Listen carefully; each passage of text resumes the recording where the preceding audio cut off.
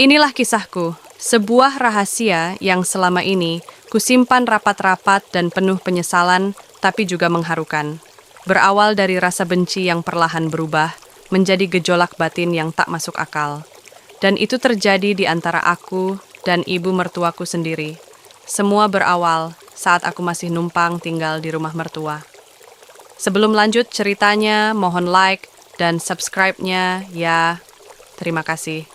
Sebut saja namaku Topan. Saat itu usiaku 24 tahun. Aku sudah menikah dengan Erna yang usianya 2 tahun lebih muda dariku. Kami berdua dikaruniai seorang putra yang berusia 2 tahun. Buah hati yang aku dambakan sejak menikah dulu. Tapi, kehadiran anggota baru di keluarga kami justru tak sepenuhnya membuat ibu mertuaku yang biasa kupanggil Bu Ranti itu bahagia. Itu setuju jika putrinya Erna menikah denganku. Alasannya karena pekerjaanku hanya sebagai buruh pabrik dan dianggap tak akan bisa mencukupi kebutuhan, apalagi ditambah dengan biaya hidup anak kami. Aku tahu kekhawatiran itu memang benar adanya.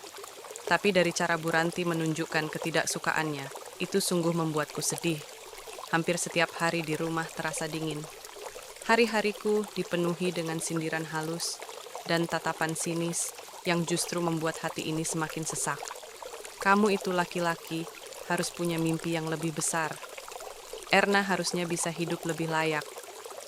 Begitulah bisikan-bisikan yang sering kudengar selama berada di rumah mertuaku itu.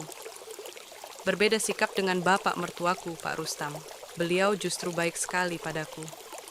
Bahkan pernah suatu sore saat aku sedang duduk di teras depan, beliau datang dan berkata, "Pan, Bapak lihat kamu sama ibumu nggak akur, ya. Kalau kamu mau, Bapak mungkin bisa bantu kalian ngontrak rumah, biar kalian bisa hidup lebih tenang." Jujur, aku kaget mendengar tawarannya itu. "Maaf, Pak, bukannya Topan enggak mau, tapi Topan nggak ingin ngerepotin Bapak. Topan cuma ingin buktiin kalau Topan bisa mandiri, Pak." Mendengar jawabanku, Pak Rustam pun mengangguk. Meski ku tahu dari sorot matanya masih menyimpan kecemasan, aku memang tak ingin merepotkan siapapun. Semata-mata hanya ingin ibu mertuaku melihat aku sebagai seorang yang bertanggung jawab pada putrinya itu. Sampai suatu ketika ada satu peristiwa yang akhirnya merubah segalanya. Waktu itu kami sekeluarga diundang ke hajatan di desa, tepatnya di rumah Budhe dari ibu mertuaku. Rencananya kami berangkat bersama, tapi lantaran kue yang dipesan istriku belum selesai. Maka istriku dan ayah mertuaku berangkat lebih dulu, lantaran sudah ditunggu di tempat hajatan itu. Sementara aku dan ibu mertuaku diminta untuk menyusul keesokan harinya, sekaligus mengambil kue pesanan itu lebih dulu. Semula aku menolak mentah-mentah usulan istriku itu. Membayangkan 4 jam perjalanan berdua dengan ibu mertua seperti mimpi buruk untukku. Tapi karena istriku membujukku, akhirnya mau tak mau pun aku menyetujui hal itu. Ya, siapa tahu aja bisa bikin kamu sama ibu lebih akur, Mas. Begitu kata istriku. Singkat kata, esok harinya, setelah mengambil pesanan kue, aku dan ibu mertuaku pun berangkat menggunakan mobil menuju tempat hajatan itu. Dan rupanya memang benar dugaanku. Di tengah jalan, Bu Ranti mulai ngomel, mengungkit pekerjaanku. Sampai ke hal-hal lain yang cukup mengundang amarahku, darahku terasa mendidih. Seiring laju kendaraan yang semakin kupercepat lantaran, ingin cepat sampai di tempat hajatan itu. Saat itu aku sengaja memilih jalan pintas. Tak peduli dengan kondisi jalan yang katanya sedikit rusak.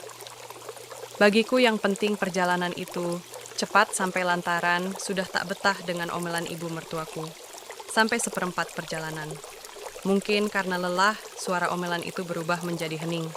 Dan ketika ku toleh, rupanya ibu mertuaku ketiduran saat itu.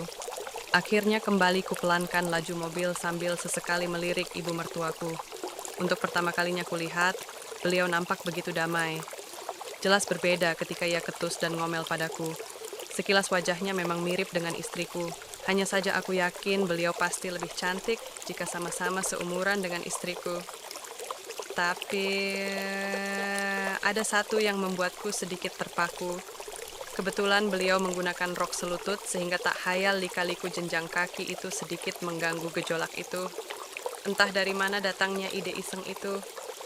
Dengan ragu, jemariku hijrah pada rocks tersebut, lalu sedikit mengalihkannya. Sontak aku terpaku, bahkan sesekali menelan ludah mendapati penampakan yang belum pernah kutemui itu. Di usianya yang menginjak 50-an, kebun di sekitar segitiga Bermuda itu masih terjaga, bahkan nyaris lebih indah dari kebun istriku.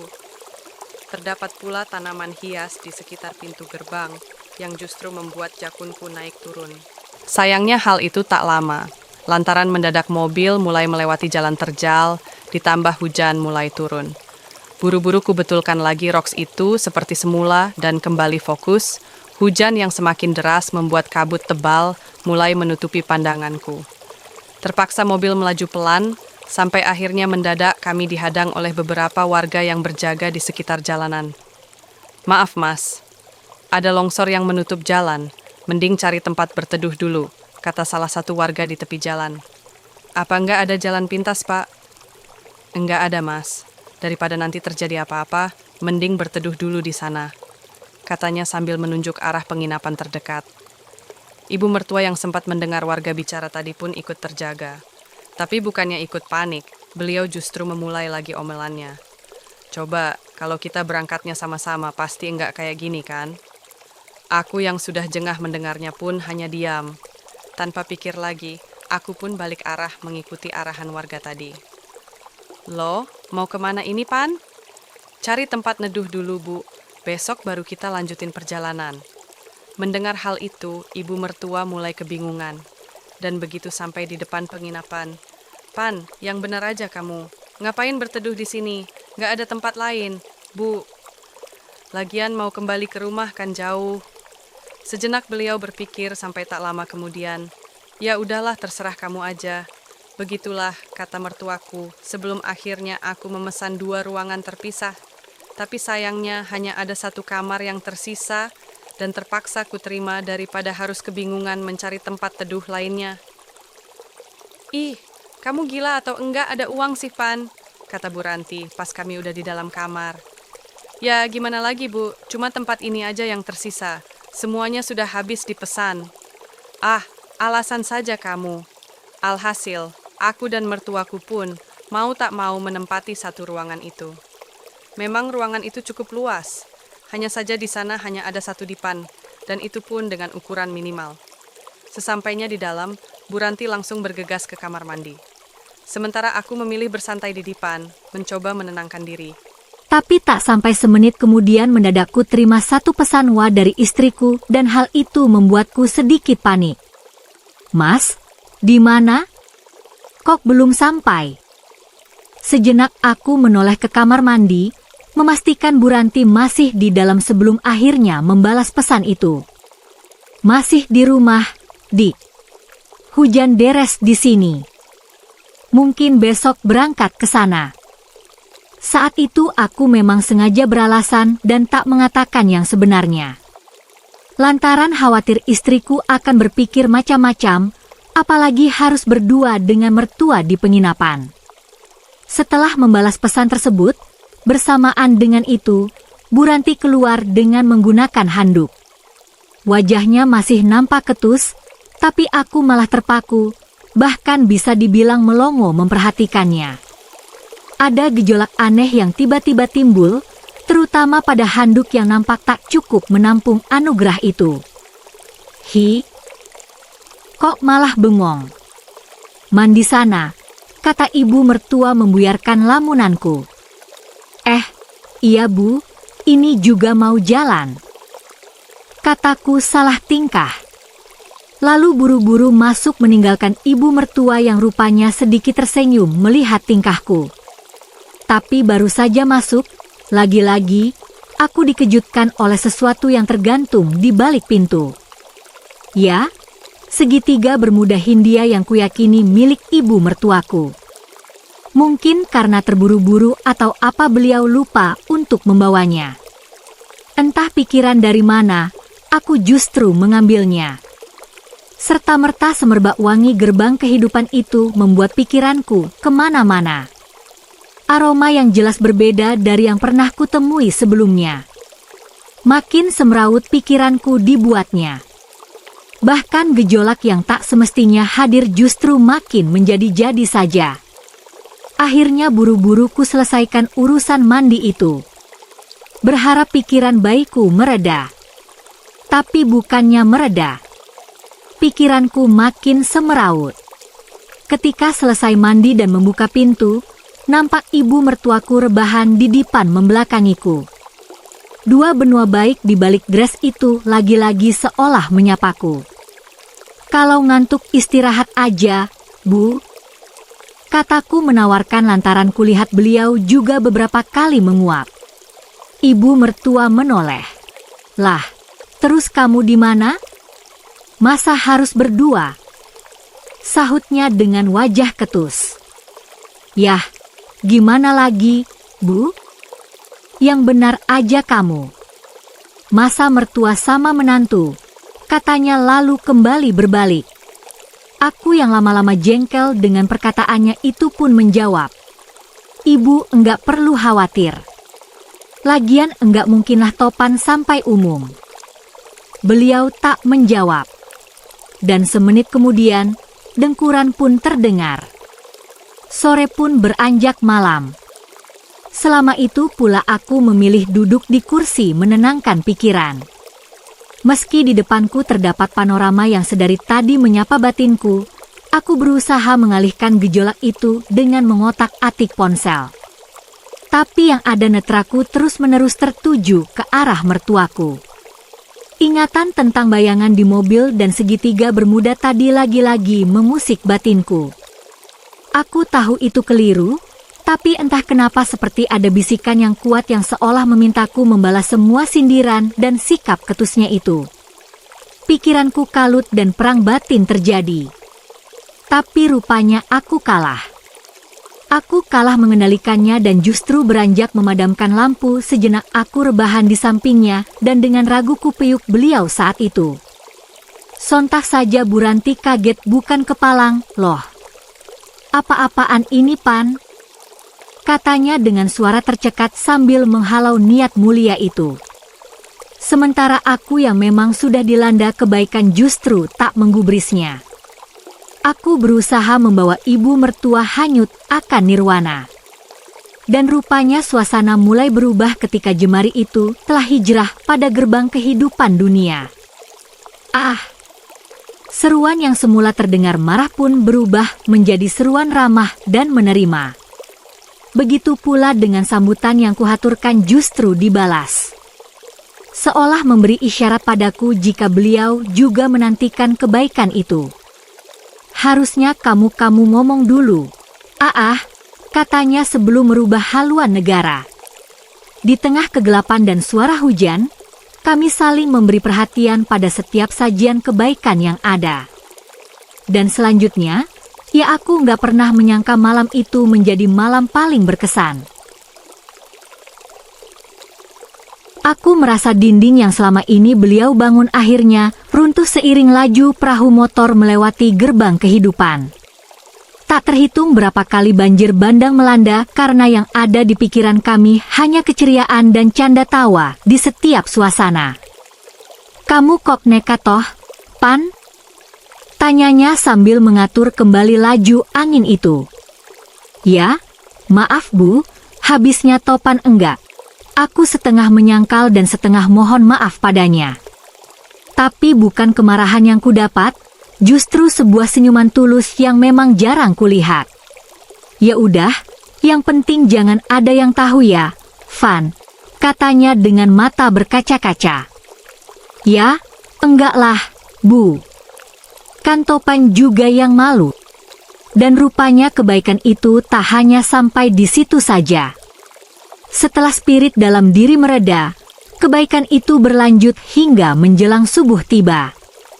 Singkatnya pagi hari, kami melanjutkan perjalanan menuju tempat hajatan. Suasana canggung masih terasa di awal perjalanan. Tapi hal itu tak berlangsung lama. Lantaran Bu Ranti memulai obrolannya.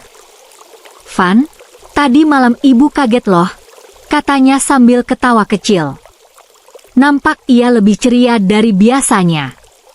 Bahkan omelan yang biasa ku dengar selama perjalanan tak lagi ada. Topan juga gak nyangka Bu bakal kayak gitu. Mendengar itu untuk sejenak beliau menatapku. Iya, ibu juga, Fan. Makasih ya, katanya sambil tersenyum. Senyuman berbeda yang tak pernah kulihat selama aku menjadi menantunya. Ada keakraban baru yang muncul di antara kami dan hal itu justru membuatku merasa dihargai. Barulah ketika kami sampai di rumah Bude, baik aku dan ibu mertuaku kembali bersikap seperti biasa, seolah tak pernah terjadi apa-apa. Dan begitulah selanjutnya. Sejak kejadian itu, ibu mertua berubah total padaku. Bahkan Erna dan bapak mertuaku pun sempat terheran dengan perubahannya itu. Selama itu pula baik aku dan Bu Ranti berhasil menjaga rahasia. Tapi sayangnya, di tengah keakraban itu, musibah tiba-tiba datang. 2 minggu setelah hajatan, Pak Rustam mendadak terserang stroke. Kabar itu bagai petir di siang bolong. Kami semua sibuk merawat beliau. Bergantian menjaga di rumah sakit. Aku dan Erna sering bertukar shift dan disitulah aku sering meluangkan waktu bersama ibu mertuaku di lorong rumah sakit yang sepi pas malam hari atau saat kami sama-sama capek menunggu di ruang tunggu. Awalnya kami hanya membahas seputar kesehatan Pak Rustam saja, tapi makin lama justru mengarah pada hal-hal lain yang selama ini enggak pernah kami bicarakan. Dari sana pula ku tahu jika beliau jarang mendapatkan nafkah dari suaminya. Dan sejak peristiwa denganku, hari-harinya seolah menjadi lebih berwarna. Setelah Pak Rustam pulih dan kembali ke rumah, kebiasaan itu pun tak berhenti di situ saja. Kebersamaan kami lanjut di momen curi-curi pandang atau candaan pelan di teras dan berlanjut lebih dalam saat Erna istriku kerja dan bapak mertua istirahat di kamarnya. Setahun berlalu dan rahasia itu pun masih terjaga. Keakraban yang semula hanya kucing-kucingan, makin berubah menjadi ketergantungan. Bahkan aku mulai merasa seperti menjalani 2 kehidupan dan hal itu perlahan menghadirkan rasa bersalah yang tiba-tiba datang. Kadang aku berpikir untuk menyudahi kebaikan itu, tapi aku sadar hal itu tak semudah yang kubayangkan. Sampai suatu sore, hal yang tak kuduga pun akhirnya membuatku sadar dari kesalahan baik itu. Sore itu entah kenapa, tanpa alasan yang pasti mendadak Erna istriku memintaku untuk mengontrak rumah. Aku yang kalau masih bingung pun hanya menurutinya, lantaran tak ingin pula ia sampai curiga. Berbeda dengan ibu mertuaku yang justru mendukung Erna, bahkan seperti tak merasa berat dengan kepergian kami. Tapi beberapa hari setelah kami pindah, barulah istriku menceritakan alasan yang sebenarnya. Aku sudah tahu semuanya, Mas, antara kamu sama ibu. Dan itulah alasannya kita pindah. Ibu yang nyuruh kita pindah, Mas. Dia ingin aku sama kamu bahagia. Sontak aku kaget sekaligus heran mendengarnya. Dia bilang apa lagi, Dik? Tanyaku dengan suara serak.